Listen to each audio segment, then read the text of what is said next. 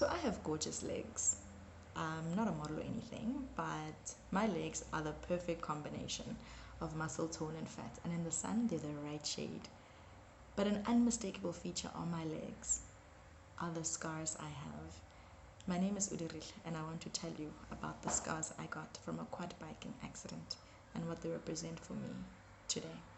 So, many moons ago, we go camping, and one of the activities in the late afternoon is a quad biking trip. Quad biking in other parts of the world is known as an ATV. So this man gives us the safety instructions. I mean, it's not rocket science. You don't need previous experience to do this thing. But I do distinctly remember him saying, please do not go above 60 kilometers per hour. And then there are murmurs of agreement, and he hands us our safety helmets. Off we go. So I'm having a good time. We are going downhill. So let me just paint the scene a little bit for you, right? Flanking our campground is a leopard park or something of that sort, because the fence that borders the both grounds is an electric fence. And sometimes when there's a fence, there is a pole that holds a fence upright. And then anyway, so we're driving along this fence, having a good time. I look at my speedometer. I am going above 60 kilometers per hour, but obviously it's not me, it's momentum. We're going downhill. Anyway, so exhilaration pouring, seeping out of my pores. I turn around to look at the rest of the campers, giggling with glee, having a good time. And I'm speeding. So when I come back from looking at those slow pokes driving, who may as well have been driving Miss Daisy, that's how slow they were and how far ahead I was.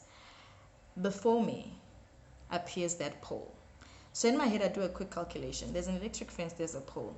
I'm clearly going to die. I'm already going above the speed limit. There is no way I'm going to stop in time for this pole. So I decide to take a leap of faith. Literally. I look at this thing and I decide to jump off this vehicle. I hit the ground and I pop up and I start running into the near bushes. And then I come to a halt in a puff. I even remember I had my hands on my knees and I was hunched over, breathing. I stand up and I turn around and I can see in my peripheral vision, in a cloud of dust, the electric fence is making a weird sound. So I imagine this ATV, quad bike, having hit the pole, ricocheted, hit the fence, and I can hear the roar of this quad bike. It's on its side and it's moving around in circles in a big cloud of dust. And I'm just standing there. Eventually, the camp counselor comes into view. Not even eventually, very shortly thereafter. And the rest of the campers are coming through. He manages to get the situation under wrap, and the car is, not the car, the ATV is put to a halt. So then they motion for me to come. The car looks bad, it's scratched up, but we are able to travel back in it because the engine still works. They motion for me. So I turn and take my first step. Do I not collapse?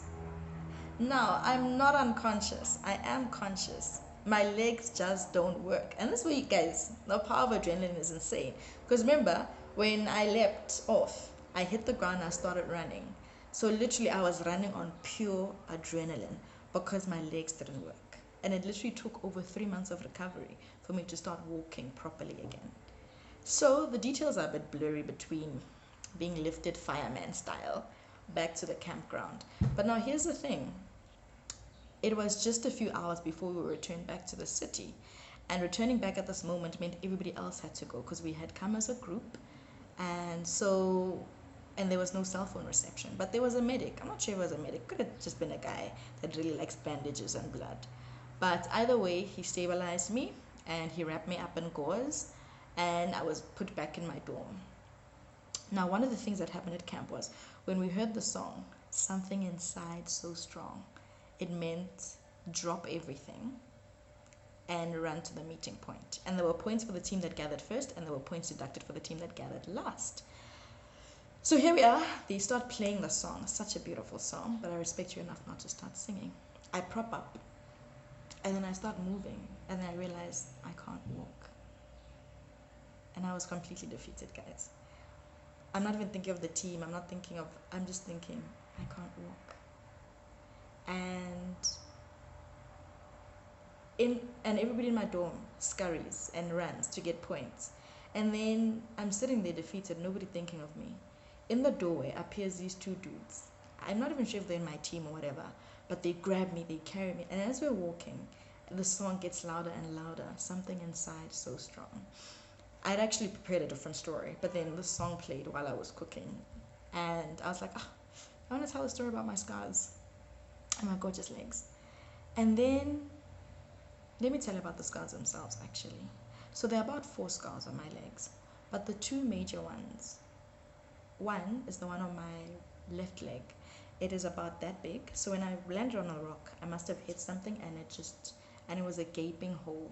The one on my left knee, on my right knee, is a crescent. I'm not going to be corny and tell you guys it reminds me of a smile. What. No, it's worse. My middle name is Mangwedi, and Mangwedi means moon in my language. So that scar is literally a part of me, because it looks like a crescent moon. But I think the biggest thing that I learned from my scars is that whenever I can't make a decision, I sometimes touch my scars, and I remember you once made some of the best decisions ever in a split second, and it saved your life. Second thing is the power of people. People are good. Those 2 boys don't have to come back for me or sacrifice anything for me, but they did. I also remember something inside so strong. That song holds such a special place in my heart. And lastly, even with scars, things still remain gorgeous.